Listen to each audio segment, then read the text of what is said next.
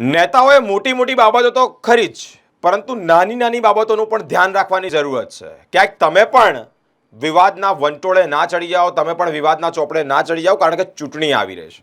મિત્રો, તમારા સ્ટેટમેન્ટથી રાજકારણ ગરમાય, તમારા ફોટાથી તમારી ઇમેજ ખરડાય, આવી બધી બાબતો થતી હોય છે. ફરી એકવાર બિહારમાં એક એવો કિસ્સો ઘટ્યો છે કે જેમાં લાલુ પ્રસાદ યાદવના જે સન છે, એટલે કે તેઓના પુત્રનો એક ફોટો, એક તસવીર વાયરલ થઈ રહ્યું છે.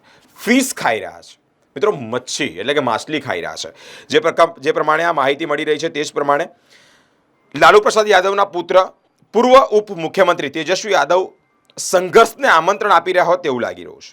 ચૂંટણી પ્રચાર માટે અનેક જગ્યા જઈ રહ્યા છે, પરંતુ દર્શક મિત્રો, હેલિકોપ્ટરમાં જે છે તે લંચ લેતી વખતે હાથમાં ફીસ પકડી છે. તેમની સાથે મુકેશ સહાની પણ છે. બંને હેલિકોપ્ટરમાં લંચ માણી રહ્યા છે ત્યારે નોનવેજ ફૂડ ખાઈ રહ્યા છે. મિત્રો, હાલ અત્યારે દેશમાં ચૈત્રી નવરાત્રિ ચાલી રહી છે, પવિત્ર દિવસો ચાલી રહ્યા છે, અને તેવામાં આ ફોટાને લઈને તેઓ વિવાદમાં આવ્યા છે.